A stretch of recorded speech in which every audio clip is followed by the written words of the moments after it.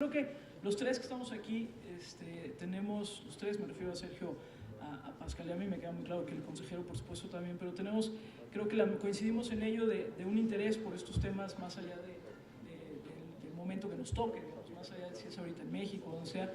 Y pues yo he seguido también otras formas, por ejemplo, que se han explorado para hacer debates. Ahorita que escuchaba a Pascal me acordaba y estaba revisando la fecha para no equivocarme tanto. Fue, creo que por ahí en el 2007 o por ahí, no me acuerdo bien, en las elecciones en Francia, que decidieron hacer uno de los debates, uno de los muchos debates que se hicieron, lo hicieron en una plataforma que en aquel entonces era una plataforma relativamente nueva. Yo tengo que decir que desde hace muchos años me metí al mundo del ciberespacio y de las comunidades virtuales, cuando esas todavía eran por texto y medio por correo, antes de que se convirtiera, antes de que creyéramos que Twitter y Facebook las hubieran inventado. Y yo en aquel entonces me metí a una que se llamó Second Life, que tal vez algunos por acá recuerden, que tuvo una vida medianamente efímera, pero era muy interesante porque era un espacio virtual, era un mundo virtual. Y uno tenía que escoger su avatar y era un animal, no podía ser un ser humano, pero además eran animales fantásticos y de colores fantásticos. Y bueno, pues organizaron los candidatos. En aquel momento estaba Ségolène Royal, si mal no recuerdo, estaba por ahí Sarkozy, estaba el señor Le Pen, y organizaron un debate ahí en Second Life, por ejemplo, y fue muy interesante porque cada uno de los candidatos o de sus oficinas o de sus equipos de campaña tenían un espacio ahí virtual en esta plataforma. Y fui ahí con mi monigotín a participar en una plaza porque era un espacio físico y entonces te tenías que mover para llegar a este espacio y bueno, seguir un debate. Digo, me queda muy claro que lo más seguro es que no fueran los propios candidatos los que estuvieran ahí debatiendo o no. Digo, al final no lo sabremos porque todo se manejaba a través de esta plataforma virtual, pero era interesante ver él también cómo llamaba la atención de un público como más amplio. Entonces yo creo que digamos, se han explorado muchas cosas en el mundo cuando hablamos de los debates. Yo siempre tengo la sensación de que llegamos muy tarde a esta discusión. Digo, qué bueno que la tenemos, pero llegamos muy tarde a esta discusión cuando en muchas partes del mundo pues, se han explorado formatos, se han explorado digamos, maneras donde los lugares, si los hacemos en lugares cerrados, si nos acercamos a las universidades, si los hacemos por regiones o si lo hacemos por preferencias electorales, todo eso está muy explorado. Yo les recomiendo de repente también revisar como estas otras cosas que por ahí estuvieron, más allá de los debates televisivos, porque también a veces como que nos centramos mucho en el tema televisivo. Y ahorita también que los oía y las referencias que hacía el propio Sergio, hay un documental que lo pueden encontrar en Netflix con mucha facilidad, que se llama The Best of Enemies, ¿no? Lo mejor de los enemigos, o que es un debate entre William Buckley y Gore Vidal. Gore Vidal, que como sabemos, pues gran escritor, muy conservador, ¿no? Casi de extrema en su conservadurismo en muchos aspectos, y va recorriendo cómo se van dando estos debates en televisión, ¿sí? Hay, digamos, como todo un interés de cómo explorar estos otros lenguajes, y bueno, está muy bien hecho, es fascinante cómo al final, bueno, pues llega al desenlace que llega, no es para contarlo más allá de ello, pero en fin, creo que en verdad hay mucho que ya se ha dicho sobre este tema, y creo que no nos toca necesariamente inventar el hilo negro. Hace rato me tocó escuchar las experiencias internacionales, y nada más de escuchar la experiencia de Colombia, la de Argentina, la de Perú, que estuvieron aquí con nosotros, que fueron las tres que pude escuchar y ya la cuarta no, pues me queda muy claro que también ahí hay un camino muy avanzado, y habrá unos que eligieron hacerlo de manera más abierta, y hay otros que decidieron hacerlo mucho más controlado y mucho más acotado, pero también, insisto, creo que ya hay muchas de estas cosas que ahí están discutidas. Incluso hoy presentaron casi las formas de cómo seguirlo discutiendo, que si se debe convocar a una comisión en la que participen por ejemplo, las universidades, organizaciones de la sociedad civil, los medios, las autoridades electorales, para definir cómo podrían ser estos formatos, como existe la comisión de debates también, por ejemplo, en Estados Unidos, también hay una comisión de debates y que ponen y deciden básicamente los cómo y los dóndes, y esto que decía Pascal, bueno, quiénes sí entran y quiénes no entran, en fin, yo creo que ahí está, digamos, esa experiencia previa, y me parece que no es inventar el hilo negro, pero sí es entrarle en serio. Yo no espero que los debates que veamos el próximo año sean radicalmente diferentes a mucho de lo que hemos visto, porque entiendo los tiempos y entiendo que hay muchas cosas que se tienen que cambiar, pero sí sería un fracaso absoluto de todos nosotros, sin duda también de este foro, el que no pase nada, el que sean exactamente iguales. Si el siguiente año vemos los formatos que ya están y el argumento es que no se pudo ahorita, sino se podrá más adelante, en verdad creo que sería un enorme fracaso. Entonces, es cosa de irnos poniendo metas que sean realistas, que sean alcanzables, pero que ya se empiece a poner la necesidad de la transformación de los debates en la conversación. Creo que fue la compañía de Colombia hace rato la que decía que el tema del debate implica un cambio cultural, y eso me parece fundamental, porque es claro, y lo decían también mis dos compañeros antes que me antecedieron la palabra, es claro que en México nos hace falta una cultura del debate, y por eso yo a los asuntos de los debates, aquí estamos hablando sobre todo de temas presidenciales, pero ojalá en los diferentes institutos, en los estados, esto termine contagiándose y termine siendo más bien un efecto de cómo podemos hacerlo también diferente a partir de lo que pueda organizarse desde el Instituto Nacional Electoral o lo que pueda convocar el Instituto Nacional Electoral. Yo veo, digamos, como tres grandes intereses cuando hablamos del tema de los debates. Sin duda, interés para la nación, creo que ese es bastante obvio.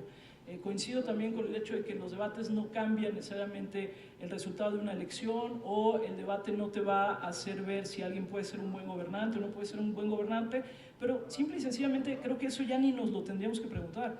Entonces, porque forman parte de una manera de entender nuestra cultura política en términos de la necesidad de confrontar ideas y de confrontar formas de ser. Entonces, yo creo que es obvio el interés que puede tener esto para una democracia mucho más sana, mucho más fortalecida y mucho más viva.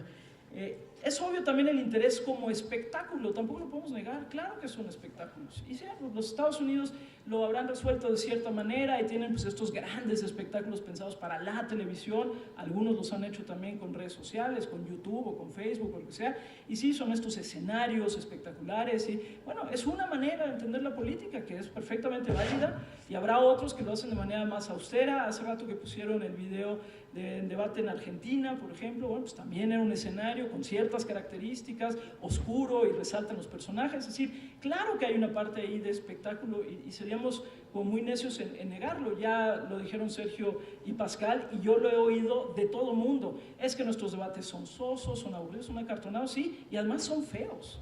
No solamente eso, sino además son feos, porque están todos en una especie de escenario que busca ser lo más neutral posible, en una cosa como blanco lechosa, espantosa, en donde nadie se puede ver bien en un escenario como esos, nadie. Por eso, entre muchas otras razones, nos acordamos de la Edecán, porque pues era la única que se veía y se veía mejor, porque esos escenarios no permiten nada. Es decir, hacerlo todo tan neutro para que todo el mundo esté como medio cómodo y no pase nada, también rompe la lógica del propio espectáculo. Decían hace rato una frase que me pareció muy importante, creo que fue la colega de Perú, que decía: los debates no son espacios para que se sientan cómodos los candidatos. No sé, alguno de los colegas de hace rato lo decían, y yo creo que eso es importante. Los debates no son espacios para que se sientan cómodos los candidatos, no se tienen que sentir agredidos, eso queda clarísimo, pero no es para que se sientan cómodos, no es para que me vea yo perfecto y todos nos vamos a ver igual de feos, entonces no pasa nada y entonces todos podemos hablar. Es un espectáculo evidentemente mediático, y es un espectáculo también, me parece, que tiene que incluir la parte de la fortaleza que pueden ser los moderadores que ya se decía hace rato, tengan un papel activo, un papel en verdad de cuestionar, de interrumpir, de poder llevar a una respuesta como se tenga que llevar.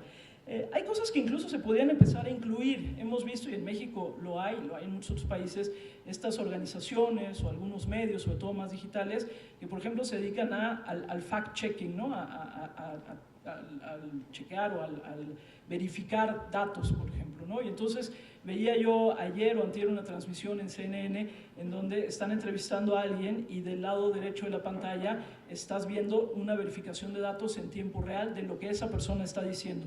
Bueno, yo creo que hoy se podrían empezar a hacer este tipo de ejercicios si se convoca a las instancias correspondientes, y si en un momento dado tú puedes estar o tener una manera de estar comprobando lo que quienes están hablando están diciendo. ¿No? ¿Es verdad? ¿No es verdad? ¿Sí? En fin, hay otras maneras, digamos, de dar valor agregado a lo que ahí está sucediendo. Y el tercer interés que me parece fundamental es que los debates deberían de tener un interés pedagógico. Es decir, el que podamos empezar a ver que el debate forma parte de nuestra normalidad, termina permeando a la sociedad. Es decir, hoy sigue siendo difícil en este país hablar de manera directa, abierta, de temas de política, por ejemplo, en una comida. Porque entonces, si uno se calienta y si uno empieza a discutir y uno habla un poco más golpeado, entonces ya te enojaste. ¿Por qué te enojaste? No, bueno, no te enojes, mejor ya no hablamos de esto, mejor no. Mi madre es clarísima para decir en esta casa no se discute de política porque me pone nerviosa a todos. Eso lo seguimos teniendo todavía. Hay algo en nuestro ADN mexicano que sigue siendo así.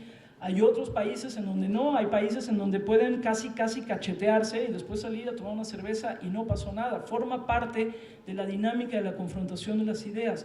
Hace rato preguntaba yo en un sondeo absolutamente informal a gente qué opinaba sobre el tema de los debates o qué les gustaría ver en los debates. Y mucha gente dice, pero que no se peleen. El que no se pelee no significa que no lo hagamos, significa que nos tenemos que acostumbrar a que confrontar ideas no es pelearse. A que confrontar ideas es ir construyendo conocimiento junto, es ir construyendo espacio público junto y es ir construyendo una sociedad política más fuerte de manera conjunta. Y eso solamente se va a dar si empezamos a meter el debate con un ejemplo, con ejemplos reales y vivos en la conversación. Si podemos, en lugar de organizar concursos de oratoria, organizar concursos de debate en todos los niveles, porque la oratoria es muy bonita, sí, pero la oratoria no te debate. Organizar concursos de debate desde otros niveles, hay una parte pedagógica que sirve para que esto se vuelva parte de cómo nos entendemos socialmente. Por lo tanto, ver debates de candidatos de los diferentes niveles que puedan ser interesantes, que puedan ser agresivos, yo creo que no tiene nada de malo que se confronten, incluso que se digan cosas en la medida en la que quien lo esté llevando lo pueda controlar y lo pueda seguir, digamos, avanzando en ello, creo que va a influir de manera muy positiva en cómo nos entendemos socialmente. Así que para mí estos son tres, digamos, como los tres intereses que creo que valdría la pena resaltar. No estamos hablando, y yo no pondría como términos tampoco fatales, si, insisto, para el próximo año no logramos el debate ideal, pero avanzamos en tener otros formatos, por lo menos, en haber aligerado lo acartonado, en habernos atrevido a que los moderadores tengan un papel diferente, en haber jugado con que las otras tecnologías tengan su propio papel y su propio lenguaje. Si pudimos haberlo sacado para que no sean todos como en el mismo espacio, sino que en verdad mostremos diferentes públicos o diferentes participaciones, es un avance, porque también de pronto somos fatalistas. Si no se logró el debate ideal, entonces esto ya no sirvió. Vamos caminando en ello. Yo sí agradecería que en los medios hubiese la libertad de que existan los debates que tengan que existir y que se den como se tengan que dar y que los medios puedan definir también por dónde quieren caminar con estos formatos, que plataformas electrónicas también se puedan hacer algunas cosas, que en las universidades se puedan organizar cosas que sean transmitibles, pero insisto, el debate tiene que ser una transformación cultural de cómo nos estamos entendiendo socialmente. Si no, va a ser solo un accidente del cual no nos vamos a acordar más allá del mero momento electoral. Creo que de ese tamaño es el reto, insisto, más allá de cómo quede de manera específica los debates del próximo año. Muchas gracias.